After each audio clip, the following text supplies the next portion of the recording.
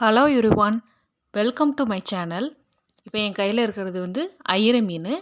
இந்த ஐயிர மீனை நம்ம எப்படி க்ளீன் பண்ணோம் அப்படின்றத வந்து ஏற்கனவே ஒரு வீடியோவாக போட்டிருக்கேன். அதை நீங்கள் செக் பண்ணிக்கோங்க. இப்போ எப்படி க்ளீன் பண்ணி முடிச்சிட்டோம் இதெல்லாம் ஃபுல்லாமே. இதுக்கு தேவையான இன்க்ரீடியன்ட்ஸ் பார்த்துடலாம். ஃபஸ்ட்டு வந்து புளி. உங்களுக்கு தேவையான அளவு புளி எடுத்துக்கோங்க. மீன் எவ்வளோ இருக்கோ அந்தளவு எடுத்துக்கோங்க. புளி நிறையா இருக்கேன்னு பார்க்காதீங்க. இது வந்து புளிப்பு கம்மியாக தான் இருக்கும் இந்த புளி. அடுத்து என்னென்ன வேணும்னா, பச்சை மிளகா 2, கருவேப்பிலை, வெள்ளைப்பூடு, அப்புறம் உரித்த சின்ன வெங்காயம் அரைக்கிறதுக்காக, தக்காளி, சின்ன வெங்காயம் நறுக்குனது, இதெல்லாம் இன்க்ரீடியன்ட்ஸ். அடுத்து வந்து ஒரு சட்டியில் நல்லெண்ணெய் ஊற்றிட்டு கடுகு, மிளகு, அப்புறம் வெந்தயம் இது எல்லாத்தையும் போட்டுட்டு வறுத்துட்டு, அதுக்கப்புறம் பச்சை மிளகா, சின்ன வெங்காயம், வெள்ளைப்பூடு இது எல்லாத்தையும் போட்டுட்டு நல்லா வதக்கணும். அந்த வந்து கண்ணாடி பதம் வர வரைக்கும் வதக்கணும். அந்த வெங்காயம் வந்து டிரான்ஸ்லூசன்ட் ஆகணும். கண்ணாடி பதம் வர வரைக்கும் நல்லா வதக்குனப்போ அந்த வெங்காயத்தோட ஜூஸ் வந்து அந்த நல்லெண்ணெயில் இறங்கும். இறங்குறப்ப அது ஒரு நல்ல டேஸ்ட் கொடுக்கும். அதுக்கப்புறம் அது நல்லா கிளறிக்கிட்டே இருக்காங்க பாருங்கள். எங்கள் அத்தை தான் செய்கிறாங்க. எங்கள் அத்தை வைக்கிற மீன் குழம்புனா செம்ம டேஸ்ட்டாக இருக்கும். அதுக்கப்புறம் நம்ம என்ன ஆட் பண்ணணும்னா, தக்காளி ஆட் பண்ணணும். அந்த தக்காளி வந்து நல்லா மசிகிற வரைக்கும் நம்ம நல்லா கையிலே கூட ஸ்மாஷ் பண்ணி விட்டுறணும். நல்லா வதங்கினதுக்கப்புறம் இங்கே பாருங்கள், நல்லா தக்காளியை வந்து வதக்குறாங்க. அது பார்த்திங்களா, எந்த அளவு வந்து வதங்கிருச்சு பார்த்திங்களா. இப்போ வந்து நம்ம வீட்டில் அரைச்ச குழம்பு மிளகாத்தூள் இருக்குது பார்த்திங்களா, அது உங்களுக்கு எவ்வளோ டேஸ்ட், எவ்வளோ காரம் வேணுமோ அந்த அளவுக்கு, குழம்பு எவ்வளோ திக்னஸ் வேணுமோ அந்த அளவுக்கு நம்ம ஆட் பண்ணிவிட்டு அதையும் நல்லா எண்ணெயிலேயே வறுக்கணும். நல்லா வதக்குனா தான் அதில் இருக்க பச்சை வாடை கொஞ்சம் கொஞ்சமாக போகும். அதில் வந்து நம்மளோட கரைச்சி வச்சோம் பார்த்திங்களா புளி, அந்த புளி தண்ணியை வந்து அதில் ஊற்றணும். உங்களுக்கு எவ்வளோ வேணுமோ அவ்வளோ ஊற்றிட்டு அது வந்து நல்லா அந்த புளி தண்ணியும் அந்த சூட்டுலேயே, ஏன்னா வந்து அடுப்பு வந்து ஹை ஃப்ளேமில் தான் இருக்குது, அந்த சூட்டுலேயே வந்து அது நல்லா அந்த புளியில் இருக்கிற பச்சை வாடையும் போகணும். ஸோ அதை நல்லா கலந்து விடணும். அப்போ தான் அந்த மசாலாவோட புளிப்பு தன்மையும் நல்லா ஒட்டும்.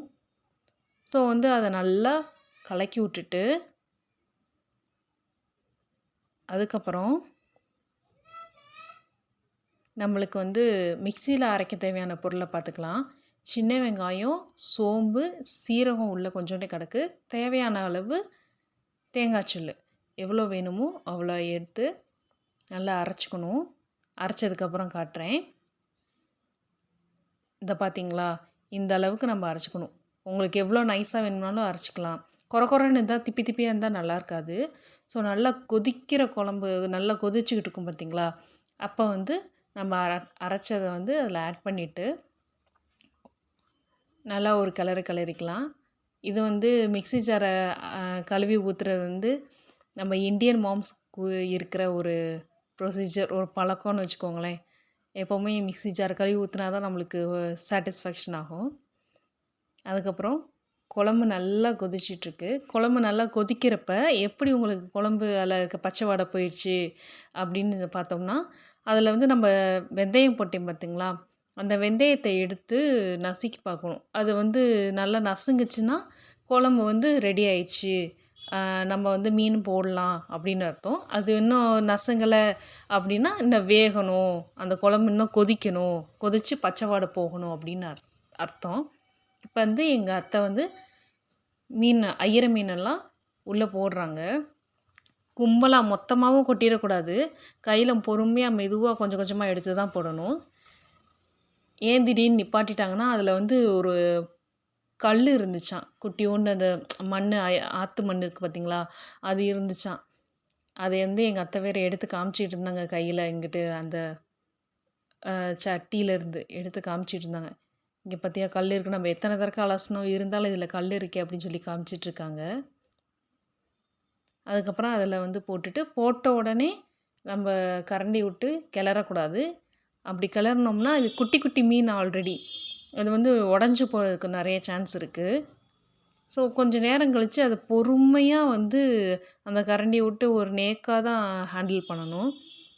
அதை வந்து எங்கள் அத்தை பண்ணுவாங்க. எங்கள் அத்தை வைக்கிற குழம்பு வந்து அவ்வளோ டேஸ்ட்டாக இருக்கும். நான் வந்து உண்மையாகவே சொல்லப்போனால் மீன் குழம்பே சாப்பிட மாட்டேன்.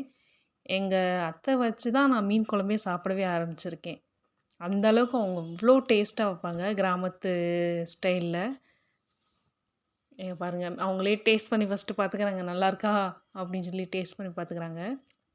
கடைசியாக நல்லெண்ணெய் ஊற்றி இறக்கிட்டா மீன் குழம்பு ரெடி. தேங்க்யூ.